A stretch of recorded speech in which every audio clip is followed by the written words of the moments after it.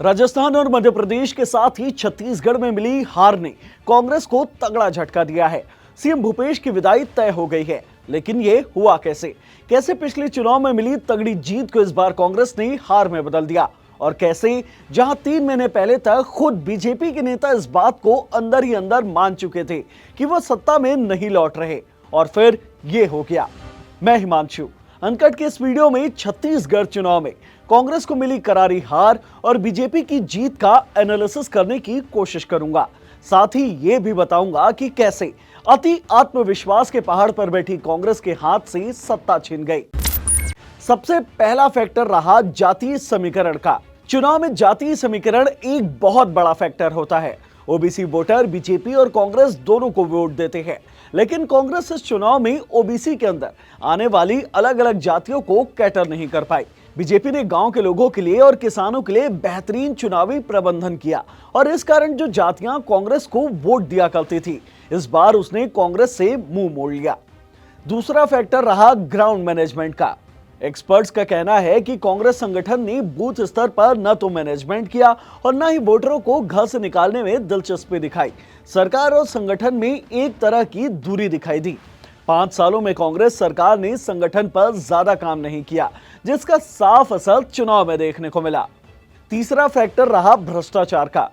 कांग्रेस अपनी सफाई में कुछ भी कहे, कोर्ट में गिल्टी साबित हो या फिर क्लीन चिट मिल जाए, लेकिन चुनाव से ठीक पहले जो कांग्रेस के ऊपर भ्रष्टाचार के आरोप लगे थे, उसने कांग्रेस को लुटिया डुबोने में बड़ा काम किया।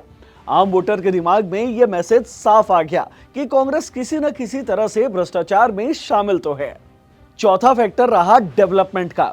भूपेश बघेल ने पिछले 5 सालों में अपना पूरा फोकस गांव में रखा, छत्तीसगढ़ी संस्कृति और किसानों के लिए काम किया, लेकिन शहरों का डेवलपमेंट करना भूल गई। 5 साल बाद भूपेश के पास शहर में ऐसा कुछ नहीं था दिखाने को जिससे वो लोगों से वोट मांग सके। और तो और पिछली बीजेपी सरकार ने जो डेवलपमेंट के काम शुरू किए थे, कांग्रेस ने वो तक रोक दिए। यानी कि डेवलपमेंट के मामले में कांग्रेस काफी कमजोर साबित हुई। पांचवा सबसे बड़ा फैक्टर रहा मनमुटाव का। पिछले 5 सालों में कांग्रेस कई सारे खेमे में बटी हुई दिखाई दी। टीएस सिंहदेव और भूपेश बघेल के बीच जो खटपट हुई, ये किसी से छिपी हुई नहीं थी। मुख्यमंत्री पद को लेकर विवाद, पार्टी में जगह को लेकर विवाद, टिकट वितरण में ये सब मनमुटाव देखने को मिले। दोनों ही खेमे के लोग ये चाहते थे कि टिकट उनके लोगों को ज्यादा मिले, ताकि मुख्यमंत्री बनने का रास्ता आसान हो जाए। ये तो हो गए कांग्रेस की हार के बड़े कारण, और इसी में बीजेपी ने अपनी जीत का रास्ता निकाल लिया।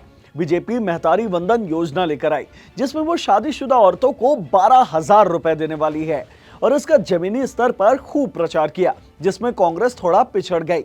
इसके अलावा कांग्रेस के किसान वोट बैंक को तोड़ने के लिए बीजेपी ने भूमिहीन किसानों और मजदूरों को सालाना 10,000 रुपए देने का वादा किया, और ये बात घर घर तक पहुंचाई। इसके अलावा बीजेपी ने कथित पीएससी स्कैम को लेकर सरकार को खूब घेरा और युवाओं को अपने पाले में करने की कोशिश की, और उनका वोट लेने के लिए 2 लाख नौकरियों का वादा कर दिया। और तो और बीजेपी ने साहू और सतनामी समाज को ध्यान में रख के टिकट बांटा। बीजेपी का जो सबसे बड़ा दांव था, जो उसने करीब करीब सभी स्टेट में चला, वो था सांसदों से विधानसभा का चुनाव लड़वाना। बीजेपी ने रेणुका सिंह, अरुण साव, गोमती साय और विजय बघेल जैसे नेताओं को चुनाव में उतारा, जिसका फायदा बीजेपी को मिला।